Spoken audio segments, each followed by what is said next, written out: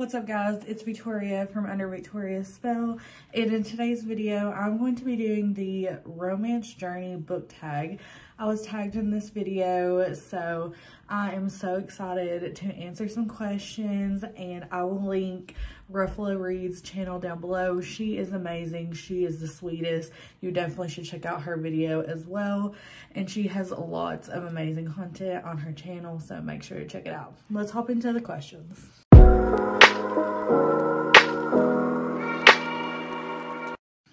Okay, so I have the questions right here on my laptop. So if you see me looking over, it's because I'm looking at the questions. So there's 10 questions. And the first one is, how old were you when you started reading romance? And do you remember the first romance that you read? So my whole family is they love to read. So I have read since I was a kid. I remember the first book that I ever read was a Junie B. Jones book. I used to be obsessed with those. And I remember the first romance that I ever read was Twilight by Stephanie Meyers, which I feel like that's a lot of people's first romance that they read. It was so iconic at the time. I mean, it still is iconic, but I think that was the first time I had really read a book where romance was involved in it, and I absolutely loved it. I fangirled over it for so long. I was Team Edward all the way when I was a kid. I still love Edward, but I feel like maybe I would pick Jacob now, to be honest with you, because I love me some Taylor Lautner. Love the movies, love the books, but that's probably the first romance that I ever picked up. And then I really got into a Nicholas Sparks phase, and then just fell into the YA love stories that are all out there. Question number 2 is, did you deliberately seek out romance, or did you stumble upon it, and how? Well, my sisters were reading Twilight and they were obsessed. I just remember New Moon coming out and it being so devastating. I remember both my sisters fighting over who was going to read it first, and they just were crying on the couch. They just thought it was devastating. Now, I was very intrigued by that. I love to follow in my sister's footsteps because I was the baby of the family, so I wanted to do what they were doing. So I kind of stumbled upon my sisters reading it, and then I wanted to pick it up. So after that, I definitely deliberately seeked out romance for sure. Okay, and question number 3 is, did you start with traditionally published or indie, and how has it switched? And I would say traditionally published, just because I really didn't read indie until I discovered BookTube and started watching BookTube and listening to the books that people were recommending. And then whenever I got Kindle Unlimited, I really switched over to reading mostly indie authors unless they are picked up by traditionally published companies. So originally, yes, it was traditional because I would shop at Books A Million, Barnes & Noble, kind of just read what was mostly out there.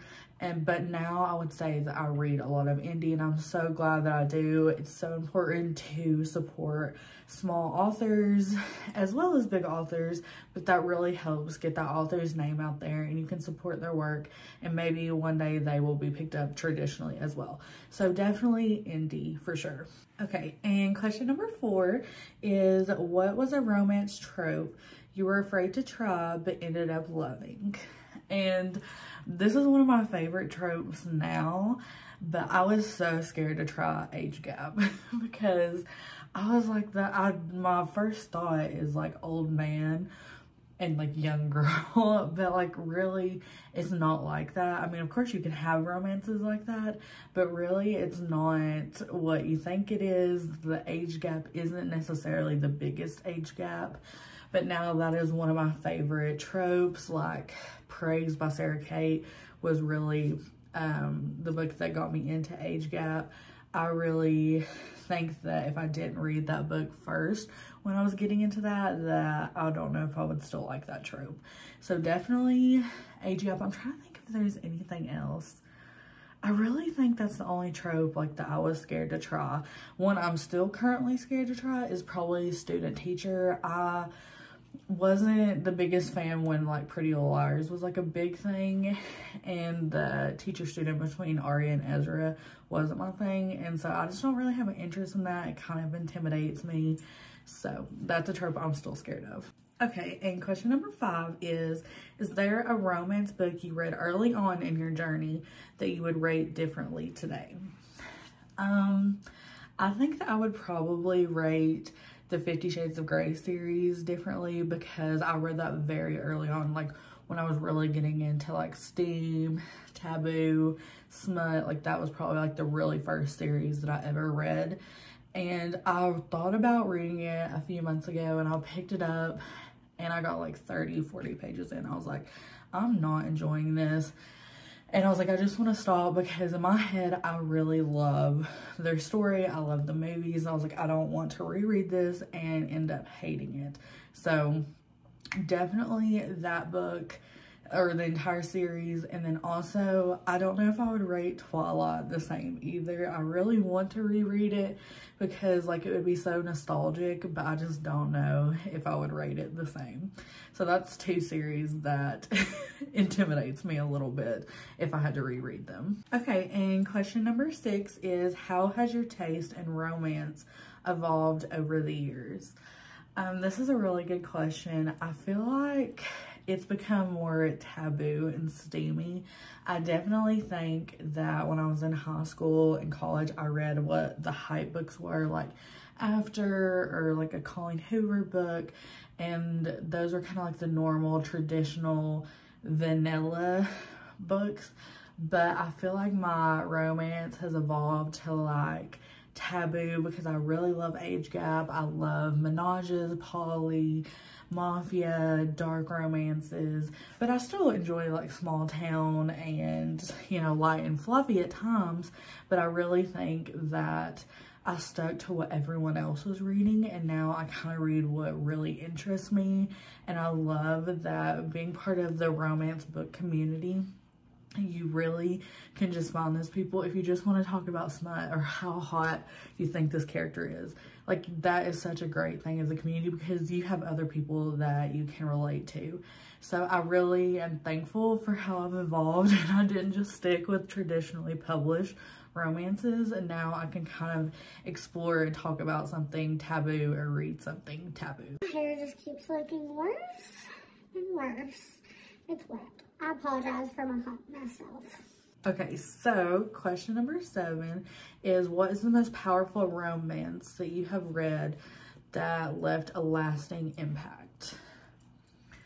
And I thought about this answer probably the longest, and the number 1 book that stuck out in my mind is Long Shot by Kennedy Ryan. It is such a powerful book. It is a very emotional book. If you read Kennedy Ryan, then you know she knows how to pack a punch, and she definitely did not disappoint. This book really deals with some heavy topics. Of course, before going into any book, you should check your trigger warnings, but this deals with domestic violence, single parent, you know, a second chance at love. Like, there's just so many things that is going on in this story, and it is still something that I really think about. And I still think about these 2 characters. I think about what our heroine went through and how she overcame that. And I'm so incredibly thankful that I read that book and I got to see these 2 character stories play out and see how their story concluded. In the end, it left such a big impact on me. If you have not read it yet, you definitely should. I think it is a book that everybody should at least try and read once, because it'll be something that you still think about many, many years down the road, for sure. Okay, the next one is, what was the romance book that told you this is what I'm looking for in my personal life and or partner? I'm gonna be a little unrealistic with this one just because I think it's fun. But my fiance, he is literally the sweetest person, the biggest nerd, doesn't have a bad bone in his body, such a mama's boy. So the person the book I'm going to talk about and the person that I'm talking about probably is not going to line up very much, but I'm going to pretend that it does. And I'm going to have to say A Court of Mist and Fury. I feel like Rhysand, I want, you know, in a partner, them to be obsessed with me as Rhysand is obsessed with Feyre. And don't get me wrong, I think my fiance, like, loves me and is obsessed with me. I don't know if, like, he would kill somebody for me. A little unrealistic in the normal world. But I definitely love how obsessed Rhysand is with Feyre, how he really treats her as an equal. And he really just worships her. And who doesn't want that in a partner? Who doesn't want to be seen as an equal? Who, you know, doesn't worship you, or who does worship you and love you and support you? I mean, how could you not want that? So I'm going to go through Sand, and I feel like it still aligns pretty good with my fiance. Okay, so question number 9 is, what romance books would you recommend to a romance newbie and a seasoned romance reader? For a newbie, I feel like it depends on what you're looking for. Like, if you're trying to get into, like, spice and, like, ready to go into that taboo side, I would definitely suggest a Sarah Kate book. I feel like a lot of her books, you kind of, like, even if you are new to it, it'll kind of just throw you into the deep end, and you could, like, really enjoy the aspects of it. Specifically Praise, I think that's a great place to start. Or you could go with Eyes on Me, which is the second book in that series. I feel like that's a really great one to start if you're wanting to go straight for spice. Now, if you're wanting to, like, keep it a little clean and less taboo, I really think you could go with Elsie Silver, because I feel like she's such a bingeable author. She does small town, she does the smut really well, but also, like, you have that character growth and that romance. So Flawless, Heartless, or Powerless, any of those are really great ones. I think would be great for a newbie romance reader. Now, for a seasoned romance reader, I would have to go with something like super taboo. Like, I love the Broken Bond series. It's a poly why choose romance, it's fantasy. I feel like if you're seasoned, you could kind of handle the tabooness. You could handle all the storylines that are kind of going on. Goodness, this is hard, because I feel like all, like, the seasoned romance readers were all, like, on the same page of, like, oh yeah, I've read that. So I'm gonna have to just stick with the Broken Bond series by J. Bree, because I can't think of anything else. Okay, question number 10 is, in your eyes, what are 3 perfect romances?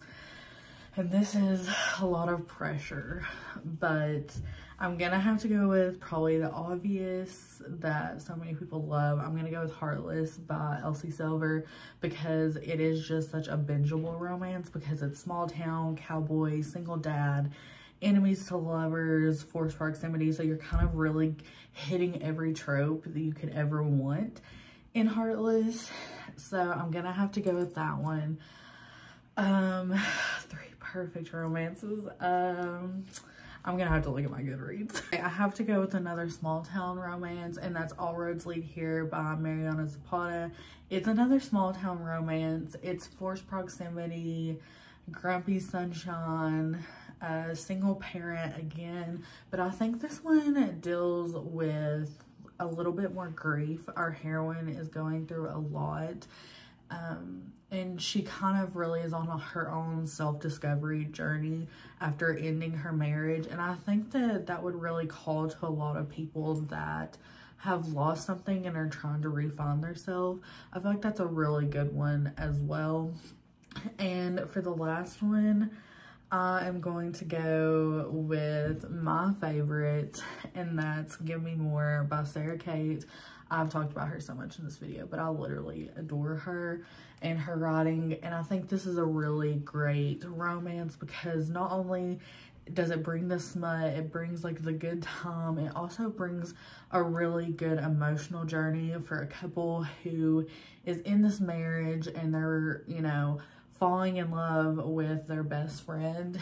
It's a really great self-discovery in sexuality and kind of breaking the barriers of the day-to-day norm. I think it is amazing, and I think that it was so well done, and I absolutely loved the character story the entire way through, and I think you should definitely pick it up. If you have not, give any of Sarah Kate's books a chance, but this one was my favorite. It definitely changed my whole entire perspective on romance reading. I talk about that in my top 10 books of 2022.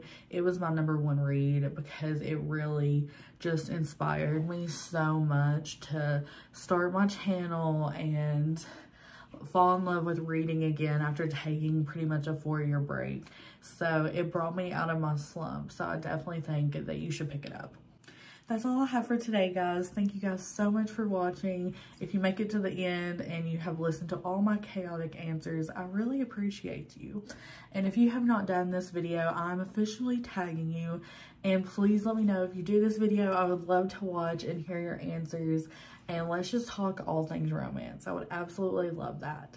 And thank you again to Kelsey from Ruffle of Reads for tagging me in this video. I really adore you. Thank you so much. And I'll see you guys next time. Bye.